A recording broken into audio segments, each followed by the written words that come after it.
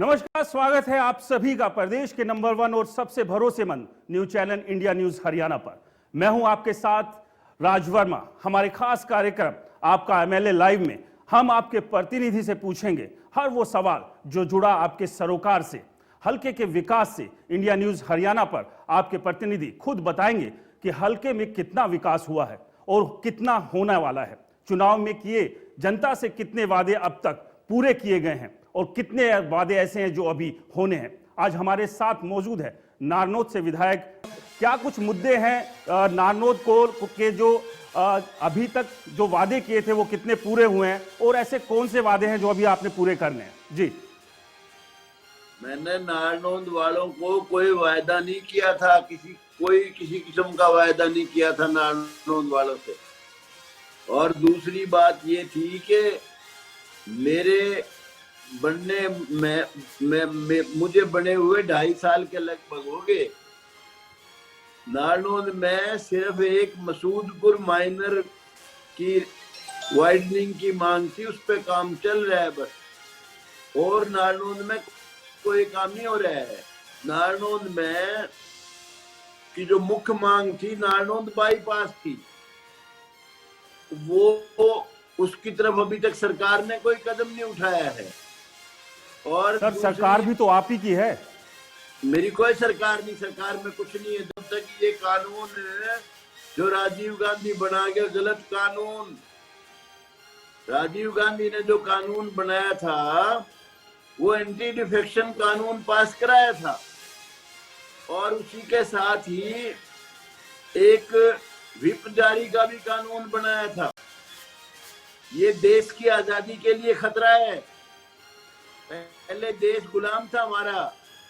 Sir देश अब आजाद हो चुका है। आपकी बेबाकी से खैर हर कोई वाकिफ है, फिर चाहे सरकार की बात हो, आपकी अपनी पार्टी की बात हो या फिर हमारा आपके नाम गलत लेने की बात हो, तो तमाम मुद्दों पर आप बेबाकी से अपनी बात रखते हैं। लेकिन सवाल यह है सर कि सड़कों की बात करें अगर आपकी विधानसभा क्षेत्र की, तो सड़कें बेहाल है। लोग लगातार शिकायतें कर रहे हैं और ये शिकायत लेकर अपने विधायक के पास ही आएंगे।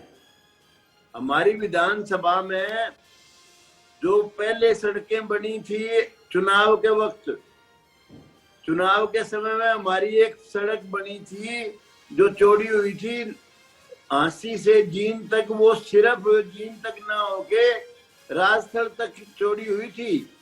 उसमें सारा पैसा खा के बिल्कुल टूटी फूटी पड़ी है। और सड़कें जितनी भी बनी थी पहले समय में भी सारी टूटी फूटी थी। तो रामकुमार जी, जो चोरी हुई सड़क थी, क्या उस चोर को पकड़ा गया? नहीं, करप्शन बेहिसाब है। अब भी खूब करप्शन है।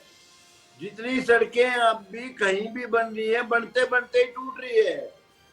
ये तो बहुत भ्रष्टाचार का अड्डा बन गया ये पीडब्ल्यूडी मिनिस्ट्री। ये तो बहुत सख्त जरूरत है इस समय करप्शन कंट्रोल करने की। लेकिन सर इस करप्शन को कंट्रोल करने की जिम्मेदारी भी तो कहीं ना कहीं विधायक के तौर पर आपकी है। हाँ जी, इस करप्शन को कंट्रोल करने की जिम्मेदारी विधायक के तौर पर कहीं ना कहीं आपकी है। जनता किसके पास जाएगी? आप ही के पास जाएगी। काम है आवाज उठाना। मैं सरकार में मेरा कोई रोल नहीं। सरकार बनाते वक्त जरूर हमारा, क्योंकि मैं भी उन्हीं 10 एमएलए में से हूं जिनका समर्थन से सरकार चल रही है। लेकिन क्योंकि कानून बेहुदा कानून बन गया ये एंटी डिफेक्शन कानून, इसलिए एमएलए की कोई वैल्यू नहीं है और ना ही कोई एमपी की वैल्यू है इस वक्त। लेकिन सर जो गठबंधन है आपकी पार्टी का ही गठबंधन सरकार के साथ है। एक और सवाल है कि जो सिविल अस्पताल बनना था सर, सिविल अस्पताल जो बनना था उसका काम अभी तक पूरा नहीं हुआ है। अब ये स्वास्थ्य सेवाएं अगर इस तरह से बदहाल रहेगी तो परेशान जनता अपने विधायक के पास नहीं जाएगी तो कैसे बात बनेगी? क्योंकि सिर्फ विधानसभा में आवाज उठाने से तो काम नहीं चलेगा। अस्पतालों का जो मंत्री है वो तो बहुत बड़ी आदमी है, ईमानदार है, अच्छा इंसान है, लेकिन अस्पतालों की हालत बहुत खतरनाक है। वो अब क्या करे बेचारा अकेला। और हमारे जो हॉस्पिटल में तो एक्सरे मशीन पड़ी है, तो एक्सरे की मशीन को चलाने वाला भी नहीं है। अनेक जितने भी हॉस्पिटल हैं उनकी हालत, वहां कोई डॉक्टर नहीं है, बहुत बुरा हाल है इस वक्त। लेकिन इस वक्त ये सारी व्यवस्थाएं रामकुमार गौतम जी कौन देखेगा? कोई दूसरी मैं विधानसभा आवाज का विधायक तो उठाता आकर हूं, वहां लेकिन किसी डॉक्टर की अपॉइंटमेंट नहीं हमारी कराएगा, आवाज आप ही को कीमत इसका नहीं है। टास्क लेना पड़ेगा। इसलिए कीमत नहीं है मेरी आवाज की, क्या गई? ये जो कानून है ये गंदा कानून है। वो सोचते हैं कि भाई ये तो कुछों को दाना डाल रखा है, भाई तेरे को ये दे दूंगा, तेरे को ये दे दिया, इसलिए वो चुपचाप बैठे हैं। मैं अकेला क्या करूं, मेरा को बस थोड़ी चलता है, मैं तो आवाज ही उठा सकता हूं। लेकिन सर आपकी विधानसभा की जो जनता है, जिन्होंने आपको चुनकर विधानसभा में भेजा, वो सिर्फ इन बातों से ही क्या उसका गुजारा हो जाएगा? क्योंकि उसकी जो तकलीफ है, उसका जो दर्द है, उसका समाधान, उसका इलाज तो आपको ही देना पड़ेगा। वो मुझे रोएंगे, मुझे एमएलए बना के बहुत दुख पाएंगे, और पा रहे हैं इस वक्त भी।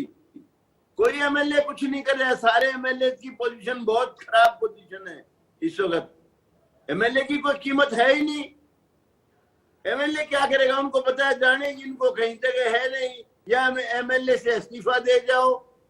मैंने एक बार सोचता हूं कि इस्तीफा दे दूं, लेकिन मैं सोचता हूं मेरी वजह से दुर्घटना जो घटी है, और भी मेरे ये जो सो कॉल्ड पार्टी है, इसमें और भी जो एमएलए है, मैं कह या तो फिर सारे। लेकिन सर ये जो दुर्घटना आपकी वजह से अगर आप कहते हैं कि घटी है, तो इसमें जनता की क्या गलती थी? क्योंकि चुनाव में तो आप ही उतरे थे, चुनाव में आपने ही वादे किए थे, आपने सुनहरे सपने दिखाए थे कि अगर आप विधायक बनेंगे तो आप यहाँ पर काम करेंगे, जो विकास की बयार लेकर आएंगे। मैंने कोई सपना नहीं दिखाया, मैं तो एक मोरे के तौर पे इस्तेमाल हो गया। मेरी अनेक मजबूरियां जो मैं यहाँ अब आपको बता नहीं सकता, जिस वजह से मुझे चुनाव लड़ना पड़ा। मेरा चुनाव लड़ना मेरी बहुत बड़ी बेवकूफी थी। मैं सबसे कहता हूँ, औरों से भी, जो आगे आने वाले एमएलए हैं, कभी भी ऐसी पार्टियों में की टिकट लेके एमएलए मत बनना। ये पार्टियां थोड़ी तो लूटपाट करने वाले गिरोह हैं। लेकिन सर सवाल ये है कि आप मोहरा बने या गलती से आप विधायक बने, लेकिन अब भुगत तो फिर जनता रही है ना। तहसील का काम, बांस तहसील का काम भी पूरा अभी तक नहीं हुआ। कन्या महाविद्यालय बनना था, वो अभी तक नहीं बना। जो लड़कियां हैं उन्हें स्कूल के अंदर ही क्लास लेनी पड़ रही है। तो ये तमाम मुद्दे हैं सर, इनका समाधान आपको ही देना पड़ेगा। आप अपनी पार्टी या सरकार को कोसते रहेंगे तो जनता कहां जाकर न्याय की मांग करेगी? जनता कहां अपनी तकलीफ रखेगी? क्या कह रहे हो, क्या बनना था? बांस तहसील का काम भी अभी तक पूरा नहीं हुआ है। कन्या महाविद्यालय बनना था, उसको लेकर भी लगातार आपसे कन्या महाविद्यालय कहां बनना था? डाटा में सर। डाटा में? अरे भाई, कैप्टन अभिमन्यु के वक्त जो कुछ बन गया, क्योंकि वो बहुत पावरफुल मिनिस्टर था। उसकी तो कमी उसके राज में सिर्फ ये थी, उसके काम में करप्शन बेहिसाब थी। काम तो उसने अनेक करे हैं, कई कॉलेज बनाए हैं। सर ताकतवर नेता तो आप भी हैं, वो तो करप्शन का अड्डा बन गया था नारनौल।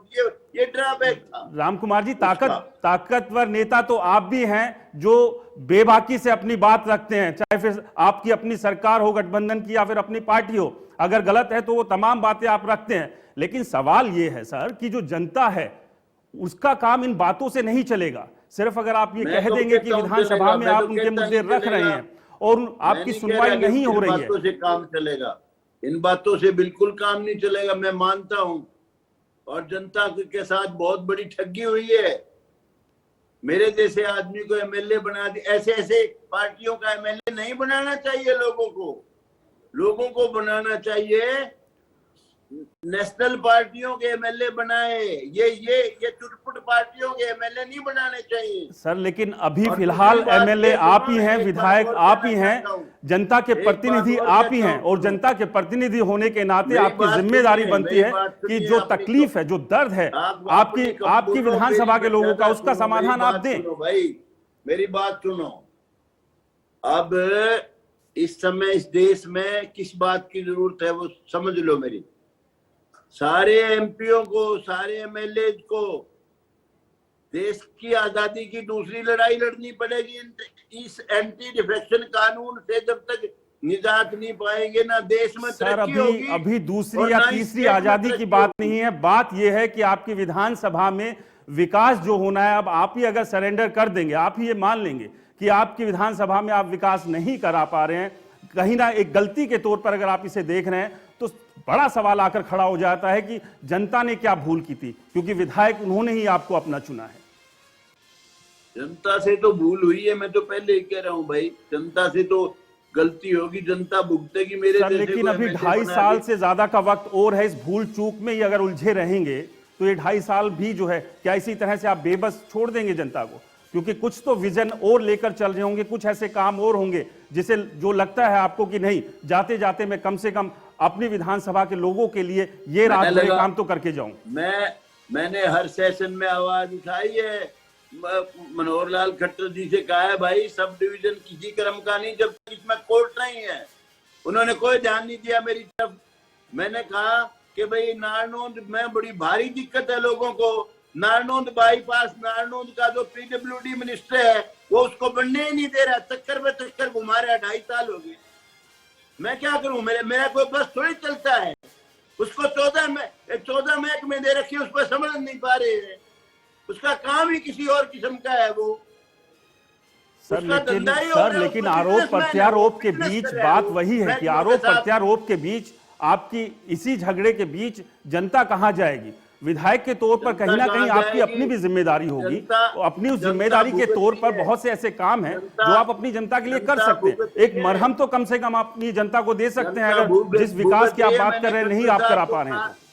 मैंने पिछली बार भी खट्टर साहब को कहा था कि खट्टर साहब करप्शन को रोको, करप्शन को रोको। और सर, आपने कहने के अलावा कितने प्रयास किए इस करप्शन को रोकने के लिए, और कितने ऐसे प्रयास किए कि हाँ विकास हो जाए? सिर्फ कहने भर से बात नहीं बननी है कि हाँ मैं गया विधानसभा में मैंने बात उठा दी, हाँ मैं गया मुख्यमंत्री के सामने मैंने बात रख दी, हाँ मैं गया उप मुख्यमंत्री के सामने बात रख दी। क्या इस सब से काम चलेगा? विधायक के तौर पर आपकी भी जिम्मेदारी बनती है कि ग्राउंड पर आप कुछ काम करके दिखाएं। अगर काम नहीं हो रहे लोगों के, उनके साथ आप खड़े हों, लेकिन पूरी तरह से अगर इस तरह से आप छोड़ देंगे बीच मझधार जनता को, तो फिर कैसे काम चलेगा? क्योंकि आप जैसे अनुभवी जो नेता है, उनसे जनता इस तरह की, और आपकी विधानसभा के लोग कम से कम ये उम्मीद नहीं करते हैं। जी, आपने जो ये प्रोफेशन अख्तियार किया है उसमें आप समझने की कोशिश कम करते हो, बोलते बहुत ज्यादा हो। सर, मैं तो समझने की कोशिश लगातार कर रहा हूं, और मैं लगातार आपसे पूछ रहा हूं, क्योंकि आप भी उसी एक ट्रैक पर ही रुके हुए हैं कि आप अपनी बात रख रहे हैं। मैं आपसे वही जानना चाहता हूं कि जो बड़े काम आपने किए, या अभी एक्शन प्लान क्या है आपका नेक्स्ट? क्या ब्लूप्रिंट है जनता के लिए? सुनते ही नहीं आप, ऐसा है। सर, मैं तो सुनना चाहता हूं, लेकिन आपकी जनता आपसे कुछ और सुनना चाहती है जो आप उनके लिए सुना नहीं रहे। चलिए, मैं सुनता हूं आपको, अब आप बोलिए सर। देखिए, सुनिए, अब हमारे यहाँ एक तहसील बनाई हुई है, ये अपना खेड़ी जालिब, उसमें आज 15 लगभग मार्च के करीब से धरना शुरू किया था लोगों ने। वो मुआवजे की मांग रहे हैं, कपास का बड़ा भारी खराब हुआ था। अब वो रेवेन्यू के जो अधिकारी थे, उनकी गलती की वजह से उनको मुआवजा नहीं मिला बेचारों को। मैं ये आवाज 4 बार तो विधानसभा में उठा चुका सेशन में, और 2 बार मुख्यमंत्री जी को कह चुका। और इस समय लोग वहां पॉलिटिक्स खेल रहे हैं पूरे। जैन चौधरी आया था, चौधरी चरण सिंह का पोता वहां, कभी हुड्डा साहब का बेटा आया, कभी और लोग पॉलिटिक्स कर रहे हैं। मैंने कहा है सरकार से, खट्टर साहब से, कि कोई रास्ता निकाल के इनको मुआवजा दो। मैं आवाज ही तो उठा सकता हूँ। अब तहसील बंद है वहां, देखो आज कौन सी तारीख आ गई। अब एक सवाल पूछ लूं सर मैं आपसे, फिर कहेंगे आपको मौका नहीं दे रहा हूं बहुत ज्यादा, मैं अपनी बात रख रहा हूं। बात यह है सर, आप मंझे हुए खिलाड़ी है राजनीति के, अगर आप दूसरों को मौका देंगे तो जाहिर सी बात है खेलेंगे। लेकिन सवाल यह है कि अपनी जनता के साथ आप कितनी बार जाकर खड़े हुए ग्राउंड पर, उन किसानों की मांग को लेकर उनके साथ कंधे से कंधा मिलाकर कब खड़े हुए? कंधे से कंधे ही तो मिला रहा हूं और बता रहा हूं उनकी मांग उठाना मेरा काम है, जो मैं उठा रहा हूं। मैंने हर फॉर्म से उनकी आवाज उठाई है। मेरे अलावा किसी ने आवाज उठाई नहीं विधानसभा में, या फिर एक बार उसी दिन अपना बलराज कुंडू भी बोला था बेचारा एक दिन, तो मैं आवाज ही तो उठा सकता हूँ। मैं खट्टर साहब को पर्सनली भी कहा, मैंने कहा जी कोई उनका भी, अब लोग भी जो उठे वो भी नवंबर में ये खत्म हो जाती है कपास। उन्होंने धरना शुरू करा 15 मार्च से, लेट वो भी हो गए, लेकिन गलती तो उन अधिकारियों, चाहे पटवारी है चाहे उसके ऊपर के लोग हैं जिन्होंने खराबा नहीं दिखाया। तो हम तो आवाज ही उठाते, और सरकार का हम क्या बिगाड़े भाई, आप बताओ। सर आप अनुभवी नेता हैं, हम उनको आप इससे पहले भी राज हाँ। को कैसे चलाना है इसका पूरा आपको समझ है, ज्ञान है। लेकिन अगर हर बात को हम दूसरों पे टाल देंगे, सरकार के सिरे ही रख देंगे, क्योंकि जनता का एक ये बड़ी शिकायत भी है कि अगर किसी कार्यक्रम में आपको वो न्योता देते हैं तो वहां भी आप जाने से परहेज करते हैं। आपका सीधा सा होता है कि मैं कुछ कर ही नहीं सकता हूं तो मैं करूंगा क्या आकर। लेकिन ये सिर्फ नकार देने वाली बात से काम चलना नहीं है। आप भी समझ सकते हैं कि जो आपकी विधानसभा के लोग हैं उनकी अपनी एक तकलीफ है। चलिए आगे बढ़ते, और एक चीज आपसे मैं जानना चाहूंगा, एक विधायक के तौर पर, एक नेता के तौर पर और नानोद के रहने वाले के तौर पर आप महसूस जो करते होंगे कि और क्या विकास होना चाहिए आपकी विधानसभा में, आपके इलाके में, आपके क्षेत्र में, जो आप खुद महसूस करते हैं कि ये काम तो जरूरी है, ये काम हो जाए तो आपकी जो विधानसभा के लोग हैं उनके लिए एक बड़ी राहत होगी। हमारी विधानसभा की जो जितनी मांगे हैं मैं सरकार से मांगता रहता हूँ। अब हमारे बास गांव है, जैसे बड़ा गांव है, मैंने कई बार कहा ये सिविल हॉस्पिटल बनाओ, इसमें बहुत बड़ा गांव है, आसपास के भी गांव हैं, और सड़कों की आवाज मैंने उठाई कि भाई कई एक्सीडेंट ऐसे हुए जिसमें मौत होगी लोगों की, ये सड़क खराब की वजह से। और मैंने कहा, कितनी बार कहा कि जी आप यहाँ जब आपने सब डिवीजन बना दिया तो कम से कम उसमें कोर्ट तो, जुडिशियल कम्प्लेक्स तो बढ़ाओ, वो भी उसकी तरफ ध्यान नहीं दिया सरकार ने। मैंने ये नारनौंद बाईपास के बारे में कई बार आवाज उठाई। मैंने कहा लोग जो उधर से आते हैं खांडा की तरफ से, पेटवाड़ की तरफ से, इधर जाते हैं बुढ़ाना और राखी की तरफ, इधर सभी तरफ वो नारनौंद गांव से होके जाते हैं, वो कई बार जाम लग जाता, आधा आधा घंटा बेचारे फंस के रह जाते हैं। लेकिन कोई ध्यान नहीं दिया, वो रोज की रोज कभी इधर से जाएगी कभी उधर से जाएगी, वो बढ़ने नहीं दे रहा दूषित। अब मैं क्या करूं बताओ, उसके पास पीडब्ल्यूडी मंत्रालय, खट्टर साहब भी कभी मजबूरी है, उसने क्या पता, अब वो सीधा डील कर रखी है उसने अमित शाह से, इसमें दुष्यंत ने। अब वो सोचते हैं भाई इसने तो अमित शाह से डील कर रखी, खट्टर साहब भी डरे है उससे। मैं क्या करूं बताओ, मैं तो अपनी सारी मांगे उठाता रहता हूं, लेकिन कोई मेरी आवाज जब कोई तरजीह नहीं देगा मेरी मांग को, तो मैं क्या करूंगा बताओ। तो और मेरे पास तरजीह कैसे मिलेगी अगर इस तरह से रामकुमार गौतम जी हथियार डाल देंगे और अभी 2.5 साल और आपके सामने, आपकी जो विधानसभा की जनता उनके सामने है, तो इन 2.5 साल में वो अपनी दुख तकलीफ के लिए किसके पास जाएगी? किसी नजदीक के विधायक के पास जाएगी, आपके पास जाएगी? सर मैं जितनी दुख तकलीफ है ना जनता की, मैं सारी उठाता हूँ और बहुत अपनी बुलंद आवाज में उठाता हूँ। लेकिन मैं एक बात कहता हूँ, अगर मैं आजाद भी उम्मीदवार होता ना, इंडिपेंडेंट एमएलए बना होता, तो मैं बहुत कारगर रोल अदा कर सकता था। लेकिन अब मैं हैंडीकैप, जैसे होता है ना कोई बच्चा, हैंडीकैप चाइल्ड की तरह से हूँ, मेरा बस नहीं चलता, कोई बहुत दुखी होता हूँ मैं कह सकता हूँ, मैं अनेक बार कहता हूँ, लेकिन मेरी आवाज सुनी नहीं जाती, तो मैं क्या करूँ बताओ।